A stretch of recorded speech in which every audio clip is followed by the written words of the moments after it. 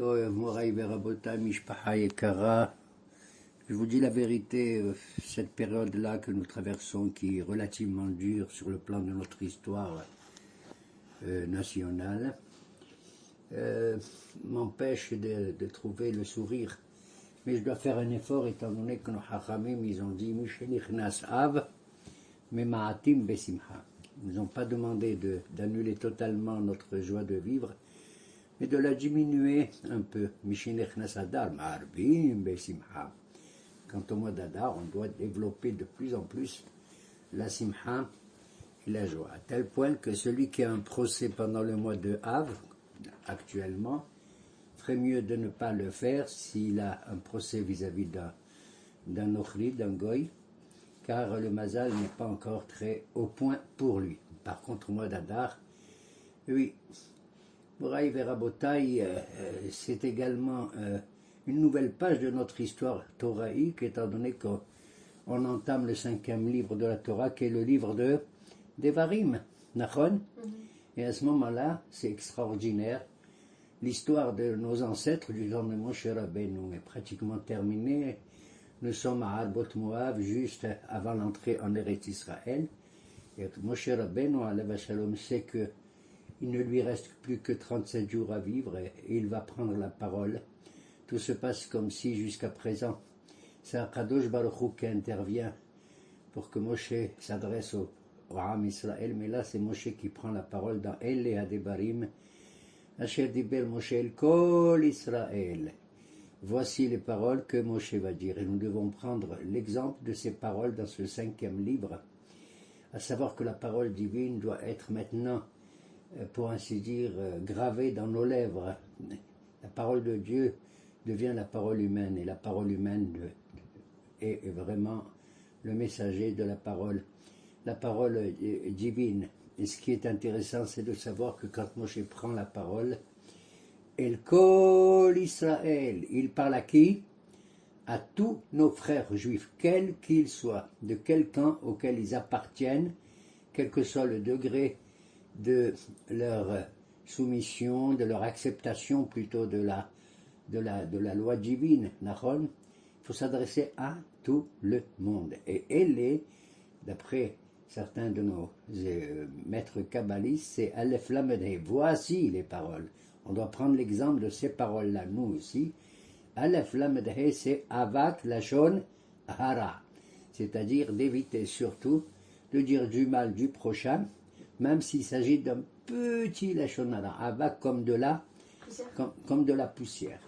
Et Moshe Rabbeinu, que Dieu le bénisse, lorsqu'il a voulu faire récapituler l'histoire qu'il a vécue en tant que dirigeant du peuple, il ne les attaque pas directement de manière insolente et virale, mais il mentionne uniquement les endroits dans lesquels les choses se sont passées.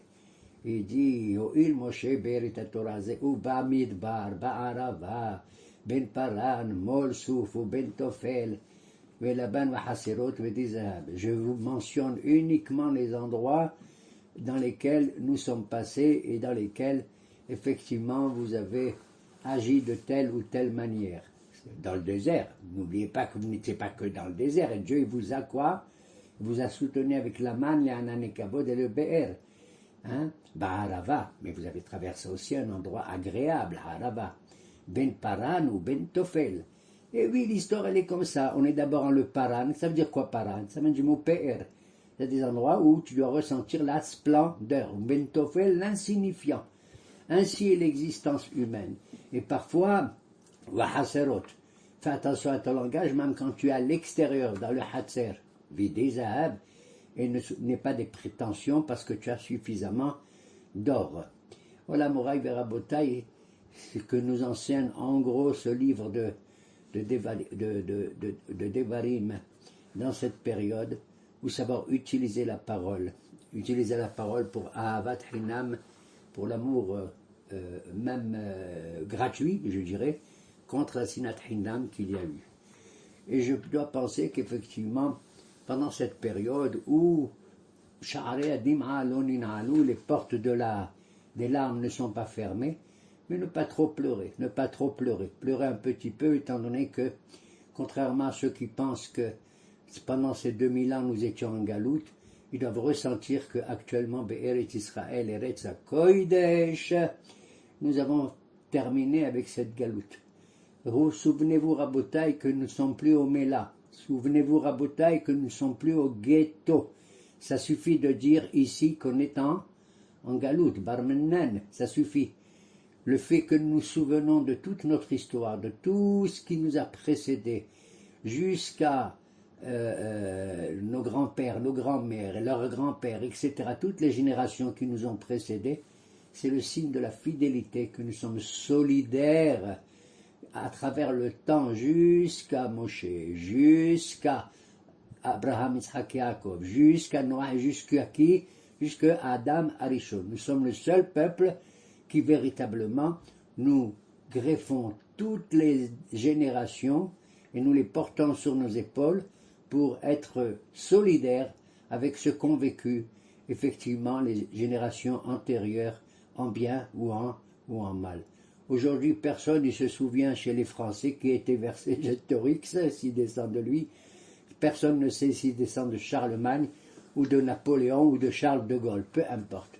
Nous, oui, nous sommes fidèles d'une histoire, étant donné que nous faisons partie, pour ainsi dire, de la même famille, quelle que soit la période où ils ont vécu. Et Moshe Rabbeinu alav shalom dit, on aurait pu raccourcir notre histoire au lieu de 2000 ans. Comment? Il dit dans le livre de Devarim, lorsque je suis descendu avec les tables de la loi, et là ce que j'ai cassé, si je ne les avais pas cassés, uniquement parce que j'ai vu le veau d'or.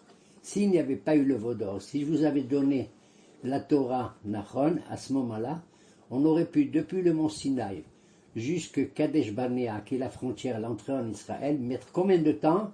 11 jours. Hazak ou Baruch. On n'aurait mis que 11 jours. C'est-à-dire, 17 Tammuz, je vous donne l'étape de la loi. Le 18, vous reposez, vous regardez, vous apprenez qu'est-ce qu'il y a écrit dedans et tout. On prend la route, 18 plus 11, ça fait combien? 29. Nous arrivons le 29 Tammuz. Et le 29 Tammuz, nous sommes devant la frontière d'Eretz Israël, on serait rentré, et le lendemain c'est quoi? Rosh Chodesh du mois de Av. Tu vois? Le Rosh Chodesh du mois de Av, d'ailleurs rappelons que ça a été la Hiloula de qui? De Aaron à Kohen, Alawa Shalom. C'est le seul personnage dont on dit qu'il est mort le premier jour du mois, à Rosh Chodesh du mois de Av. Nous serons entrés le premier Av en Eretz Israël. On fait le combat rapidement, tac-tac, contre les 7 nations, d'accord, de Kenaani. Le 8, on finit tout. Le 9, on se repose, c'est Tisha B'Av. Et Tisha B'Av aurait dû être une fête extraordinaire. On a loupé le coche. Mais 40 ans au lieu de 30 jours. Voilà. Et nous, à cause qu'il y a eu l'affaire des Merageli Naron, qui sont arrivés quand, eux aussi? Ils sont arrivés la veille du Tisha B'Av, ils se sont mis à pleurer, à faire pleurer tout le monde. Il a dit, vous avez pleuré gratuitement pour rien, vous pleurez pour vrai. Moraï Verabotai, basta, je ne veux plus pleurer. Moi, je mema'et besimcha, comme il a dit le pasuk, Mishen Nichnas Av, mema'atim besimcha. Dans une famille, effectivement, lorsque la maman est seule avec les enfants qui font le balagan et qui crient, qui font tout ça, la maman, elle n'en peut plus, elle dit, Mishen Nichnas Av, dès que papa il va venir à la maison, ça suffit. Mema'atim besimcha. On arrête de faire le balagan. Il faut qu'il y ait de la joie, mais il faut s'arrêter un peu. Nachon, Mishen Nichnas Av. Voilà pourquoi, cette année, Baruch Hashem, Tisha B'Av tombe le dimanche, juste le lendemain de Shabbat, Shabbat Shechal Bo, et toutes les mesures de deuil que nous avons habituellement sont pratiquement annulées, en dehors du fait qu'on ne mange pas de la viande, on ne boit pas du vin, bien sûr, sans le Shabbat, on mange comme il convient. On a le droit même d'aller à la piscine, d'aller à la mer, de se laver, de laver le linge et tout, contrairement aux années précédentes, cette année. Pour les Sfarad seulement? Comment? Pour les Sfarad seulement? Oui, les Ashkenazim, eux, sont beaucoup plus mahmirim à ce niveau-là. Et nous faisons selon le Shulchan Aruch. Baruch Hashem, je remercie le bon Dieu qu'il a allégé nos souffrances et toutes les lois de deuil, entre guillemets, nationales que nous avons habituellement. Ceci implique que nous allons peut-être certainement recevoir le Mashiach, même si chaque année il y a un petit morceau de Mashiach qui se révèle, et surtout de nos jours. Mashiach, c'est Raché Tevot, Miflaga, Shel Yehudim, Hilonim, Miflaga, Shel Yehudim, Haredim, Miflaga, Shel Yehudim, Hachamim, etc., etc. Le Het, le péché, on peut le prendre tous, aussi bien les Hilonim, les Haredim, les Hachamim, et les Haverim, et les Hovavim, etc., etc. Le Mashiach, c'est Am Israël. Le Mashiach, on lui ouvre la porte à condition que chacun d'entre nous joue un peu le rôle du Mashiach. Et quand Hachem il voit ça, à ce moment-là, il va nous aider. D'ailleurs, dans nos prières, qu'est-ce qu'on dit? Aussi bien dans la Hamida que dans le Birkat HaMazon. Uvnei Yerushalayim irakod evimera bi'amen Baruch ata Hashem boneh berachama binen Yerushalayim. Mon Dieu, je te remercie, tu construis. Quand Hachem, tu lui dis, mon Dieu, je veux que ce soit toi aussi qui construis, il te dit oui, je vais le faire, étant donné que vous avez commencé à construire. Baruch Hashem. Et on voit comment de nos jours, on a construit et Yerushalayim, et Tel Aviv, et Haïfa, et Eilat, et Kiryat Shmona, etc. Donc il faut ressentir déjà la porte de l'espérance qui s'est ouverte dans notre historia. C'est pas une hystéria, c'est pas une hystérie, c'est histor. Lève le store et regarde un peu la lumière qui entre Be'ezrat Hashem. Cela dit, effectivement, il faut rappeler les problèmes que nous avons vécus parce que nous sommes solidaires de ce qui s'est passé pour la destruction du Baït Rishon et du Baït Sheni, quelque part. Sur Mera, Ba'asetov. Si je veux m'éloigner du mal, eh bien, il faut que je me rappelle le mal qui est en nous. Et après, on fait le bien. Quand tu veux avoir une belle maison, d'abord, il faut la nettoyer et après, mettre les meubles qui conviennent et ainsi de recevoir tes invités. Le Hachamim nous enseigne des choses assez graves. Je me force de vous raconter pour pas rire parce que entre rigoler et l'allégorie, il y a une différence. Eh bien, on nous raconte l'histoire que vous connaissez tous, peut-être de Kamsa et Bar Kamsa. Deux hommes, je ne sais pas si c'était deux frères ou le père et le fils qui portaient ce nom. D'ailleurs, en araméen, Kamsa, ça veut dire quoi? Ça veut dire sauterelle. Et un beau jour, un homme très riche, qui a fait une très très grande fête, avait invité des hachamim et tout. Il a demandé à son serviteur d'aller inviter Bar Kamsa. Bar Kamsa était son très grand ami. Le serviteur, au lieu d'inviter Bar Kamsa, il a invité l'autre qui s'appelle Kamsa. Or, Kamsa était en problème grave. C'était l'ennemi de l'homme qui faisait la fête. Il est arrivé à la fête qui était organisée, et quand il a vu ça, l'homme qui organisait le festin, il lui a dit, qu'est-ce que tu fais là, toi? Il lui a dit, ben tu m'as invité. Il lui a dit, je ne t'ai pas invité, j'ai invité Bar Kamsa, pas toi. C'est pas comme ça, c'est pas comme ça. Il lui a dit, écoute, maintenant je suis là, ne me fais pas honte, je suis prêt à payer le repas que tu me donnes. Pas du tout, je suis prêt à payer toute la table. Pas du tout, lui dit l'autre. Je suis prêt à payer tout l'argent que tu as fait pour ce festin, pour tout le monde. Pas du tout. Je te lève, je te prends, je te jette dehors. Une histoire affreuse. Mamash, quand tu parles de Sinat Hinam, il n'y a pas plus grand exemple que celui-là, là. Qu'est-ce qu'il a fait l'homme qui a été vexé, le Kamsa? Il est allé voir le souverain romain de l'époque. Il lui a dit, dis-moi, tu sais que les Juifs, ils te détestent et tout. Il a fait du Lachon Hara. Et tu veux savoir comment? Il lui a dit, non, toujours ils acceptent, je fais un korban et tout. Il a dit, donne-moi. Il lui a donné un mouton à faire un korban. Il est allé au Beth Amikdash et en route, qu'est-ce qu'il a fait? Il a fait un petit défaut dans l'œil de la paupière de l'animal. Certains disent dans la paupière, certains disent dans les lèvres. Mais en général, on sait que même un korban qui a un tel défaut qui est proposé par un non-juif est accepté. Mais si c'est un juif, on ne l'accepte pas. Il est allé devant le Beth Amikdash.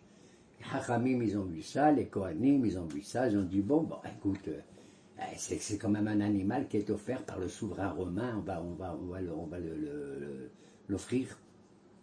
Mais il y avait parmi eux un rabbin, un homme important qui s'appelait Zicharia ben Afkilas. Il leur a dit non, il n'est pas question, on ne va pas faire ça. Mais ils ont dit c'est permis, d'après la loi, d'après la Torah. Ils ont dit oui, mais les gens ils vont croire qu'on a le droit d'offrir un défaut comme ça et tout, ça ne se fait pas.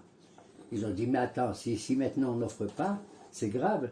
Le Romain, l'empereur romain, il va avoir à notre égard une haine terrible et c'est dangereux. Ils ont dit, on va tuer alors ce comme ça qui a fait tout ça. Il leur a dit non, parce qu'on va croire que celui qui offre comme ça, il faut le tuer, c'est pas la loi. Et c'est ainsi que comme ça est allé voir le souverain, et il lui a tout raconté, et ça a commencé les problèmes contre nous, et ça a commencé le début de la, comment on appelle ça, de la destruction de Jérusalem, du Beit Sheni, du second temple. À tel point qu'on nous dit qu'à l'époque, il y avait des gens qui étaient très riches, comme par exemple une femme qui s'appelait Martha Bat Baitos, très très riche. Elle était seule, mais elle était très riche. Elle a envoyé son serviteur au marché, elle lui a dit, va m'acheter de la farine très belle et très propre et très bonne. Il est allé, et il revient, il dit à sa maîtresse, Madame Martha, excusez-moi, il n'y a plus de farine comme vous souhaitez. Elle lui dit, bon, alors retourne et va acheter de la semoule, n'importe quelle. Il retourne, il n'y a plus de semoule. Il retourne vers sa maîtresse, Madame, excusez-moi, il n'y a plus de semoule comme vous voulez. Bon, on va acheter n'importe quoi et tout. Il retourne au marché, il n'y a plus rien du tout. C'était pratiquement là, presque la famine. Elle avait plein d'argent, des milliers d'euros, de dollars, ou j'en sais rien. Qu'est-ce qu'elle a fait? Elle avait faim. Elle marchait, elle est sortie, et on dit qu'elle est sortie pieds nus. On va savoir pourquoi, parce qu'elle avait l'habitude d'être pieds nus chez elle, elle avait des tapis et tout. Elle marche, comme c'était pas propre, pas beau Jérusalem et le parterre à ce moment-là. Elle avait faim, elle a trouvé des figues qui étaient comme ça un peu ramollies, et elle s'est dit j'ai faim, elle veut pour les prendre. Elle les suce un peu et puis elle les jette. Tu sais à qui appartenaient ces figues? Elles appartenaient à un homme, un rabbin qui s'appelait Rabbi Tzadok, le pauvre, qui à l'époque avait jeûné pendant 40 ans et ne mangeait que ça. Il suçait ses figues et les rejetait. Et c'est ce qu'elle remangeait, cette Martha. Elle a été dégoûtée, les a jetées et elle est morte sur le champ. Elle est retournée chez elle.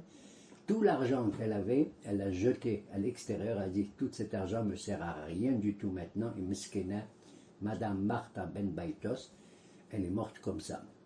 Un tas d'histoires comme ça que j'ai pas envie de raconter, mais je suis obligé rapidement pour vous, mes chères auditrices et auditeurs, que on nous raconte également qu'un jour le Néron qui est venu ici, il lançait ses flèches à droite, à gauche, au nord, au sud, à l'est, à l'ouest, toutes ces flèches, au lieu d'aller au nord, au sud, à l'est, elles allaient vers quelle direction? Vers Jérusalem. Il a dit, waouh, ça veut dire que je vais gagner Jérusalem. Il va à Jérusalem, il dit à un enfant, qu'est-ce que tu es en train d'étudier? L'enfant lui dit, monsieur, je suis en train d'étudier qu'un beau jour, à Kadosh Baruch Hu, il va nous sauver, il va nous libérer de toute l'emprise et toute la violence de Rome, dont tu fais partie, toi, Néron. Il a eu peur. Il est parti, il n'a pas attaqué Jérusalem à ce moment-là. Il avait une femme qui s'appelait Pompée, il paraît qu'elle voulait se convertir au judaïsme, et que lui-même. Tu sais de qui descend finalement de Néron? Rabbi Meir Baalanes. Incroyable, mais vrai. Mamache incroyable, mais vrai. Pendant cette période, juste avant la destruction du second temple, à l'intérieur de Jérusalem, il y avait à l'extérieur les Romains qui commençaient à faire l'assaut, et à l'intérieur, il y avait des Juifs comme ça, un peu extrémistes, un peu comme ça, qui voulaient faire la guerre contre les Romains, mais en vérité, c'est qu'à ce moment-là, contre qui ils faisaient la guerre? Entre eux-mêmes. Affreux. Affreux, affreux. Des groupes comme ça, au lieu de se souder, s'unir pour attaquer les Romains, ils se faisaient entre eux des bagarres, mamache très très graves. Il y avait à ce moment-là 3 hommes très très riches à Jérusalem. Mamache, plus riches que Rothschild, Rockefeller et Bill Gates. Un, il s'appelait Nachdimon Ben Gurion. Le deuxième, il s'appelait, comment il s'appelle, Kalba Saboua, et le troisième, il s'appelait Tzitzat. Nachdimon Ben Gurion, il avait des granges pleines de blé. Il y avait de quoi manger, tu sais, pendant combien de temps? 21 ans. De quoi manger pour tous les habitants de Jérusalem. Le deuxième, comment il s'appelait? J'ai dit Kalba Saboua. Un drôle de nom.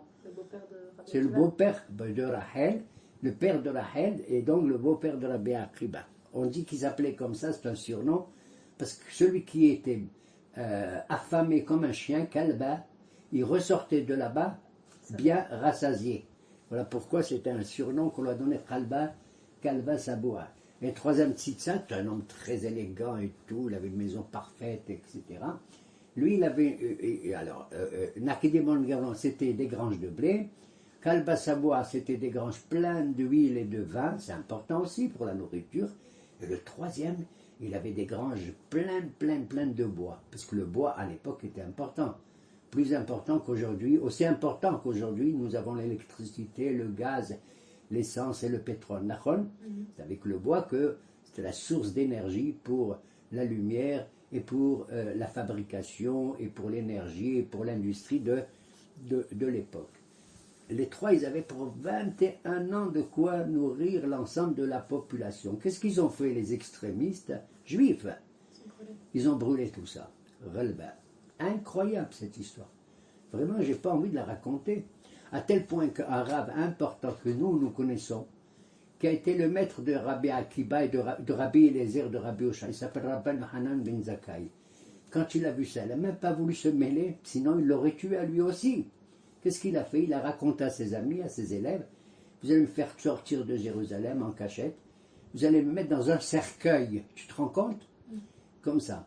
Les gens, ils vont croire que je suis mort, et même les soldats à l'extérieur, ils vont me laisser sortir. Ils l'ont mis dans un cercueil, et il a fait semblant d'être mort, il est sorti de Jérusalem, et il a rencontré un des grands gouverneurs romains, qui lui a dit, qu'est-ce que vous faites ici, monsieur? Il a dit, non, voilà, le problème est grave à l'intérieur et tout.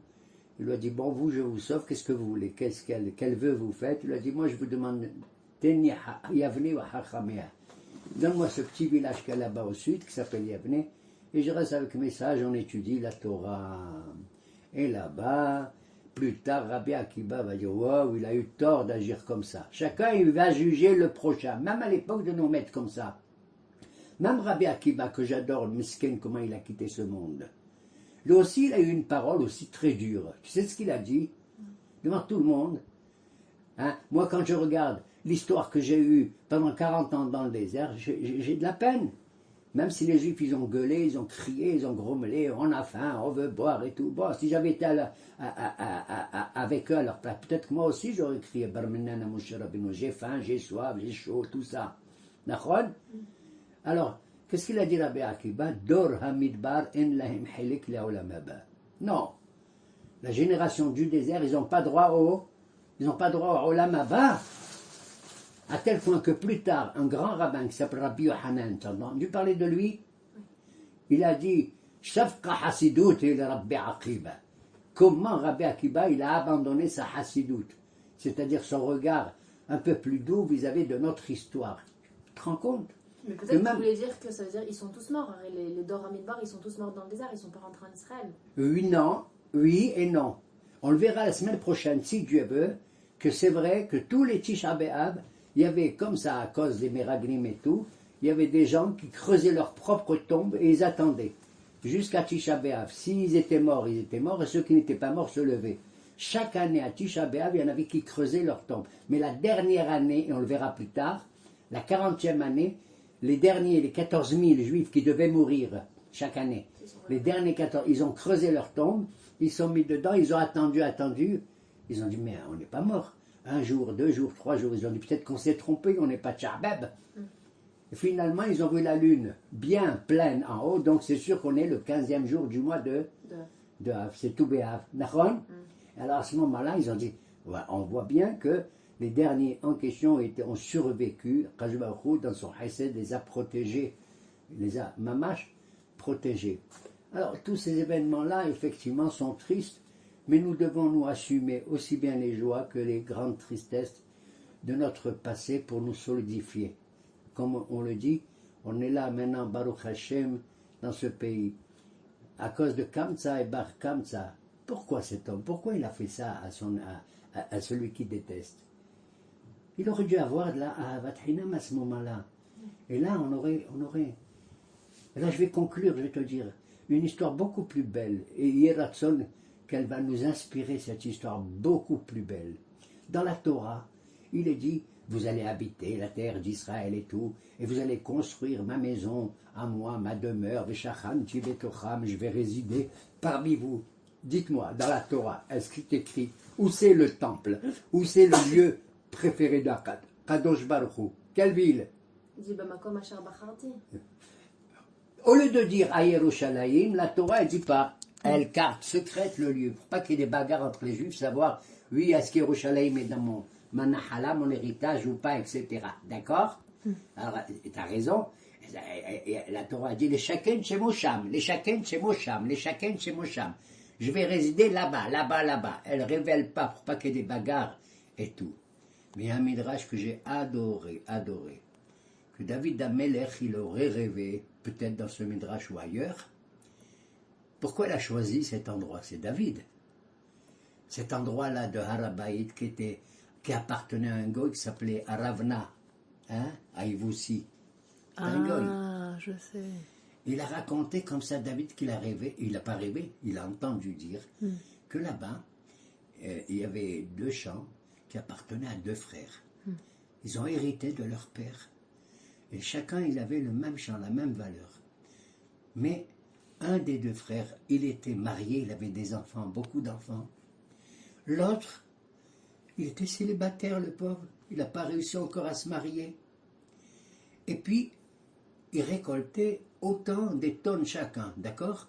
Nagid, 50 tonnes l'homme marié et 50 tonnes l'homme qui n'était pas marié, qui vivait seul. La nuit, comme ça, il rêvait les 2. Il pensait, l'un pensait à l'autre. Celui qui était célibataire, il dit, mon Dieu, j'ai 50 tonnes de blé et de fruits. Mon frère, le pauvre, il est marié, il a plein d'enfants. Et il n'a que 50 tonnes, comme il faut qu'il travaille pour leur donner à manger et tout. Et moi, je suis seul. J'ai une richesse incroyable. Qu'est-ce qu'il a dit? Je vais me lever la nuit en cachette et je vais prendre des sacs et des sacs et des sacs de fruits et de blé et d'orge et tout ça. Je vais les mettre du côté de mon frère là-bas dans son champ. Il ne saura pas. Mais il ne savait pas une chose, c'est que son frère qui était marié, il pensait aussi de la même manière. Il a dit, voilà, là, moi j'ai des enfants, ils grandissent, ils vont m'aider à travailler, tout, je vais moins me fatiguer. L'autre, mon frère, il va devenir vieux, il est célibataire, il va être fatigué, comment il va travailler? Chut. Dans la nuit, je vais me lever, et je vais prendre des sacs et des sacs de récolte, je vais les mettre dans son champ à lui. Et ils ont fait comme ça, ils étaient étonnés, ils ne comprenaient rien du tout, jusqu'à un jour, ils se sont rencontrés à minuit 5. L'un devant l'autre, ils se regardaient sidérés. Regarde comment la ahava entre 2 frères qui avaient des conditions différentes et chacun y regardait le bien de l'autre et non pas le mal. Voilà Moraï Verabotaï. Elle hadebarim. Avak lashon ara. Nous devons nous aimer tous les uns et les autres, quelle que soit la nature de nos députés, de nos Havri Knesset, quelle que soit la nature du gouvernement qui est là et tout, Kadosh Baruch Hu dirige toute notre histoire, et nous devons uniquement semer l'amour entre nous, à tel point qu'on va mériter, comme maintenant, que le Mashiach, il va venir, étant donné que nous on lui a préparé le terrain. Le Mashiach, c'est pas... Tu sais qui c'est le Mashiach? Les gens, ils croient que c'est Opus Focus, il va faire des miracles. Pas du tout. Bien sûr, c'est un homme extrêmement intelligent, connaissant la Torah et tout. Mais c'est en vérité un homme pratique, politique, gouvernant. Il a 3 mitzvot, comme dit Rambam, à faire le Mashiach. 1, il construit le Beth Amikdash. 2, il va faire la guerre contre tous ceux qui représentent Amalek, les Amalécites. Et 3, il va rassembler tous les frères qui sont encore dans la galoute, Kibbutz, Galuyot. Et Ratson, que ce Tisha B'Av soit transformé comme un jour d'une très très très grande fête qui va dépasser tout ce qu'on peut imaginer. Amen, Kene Ratson.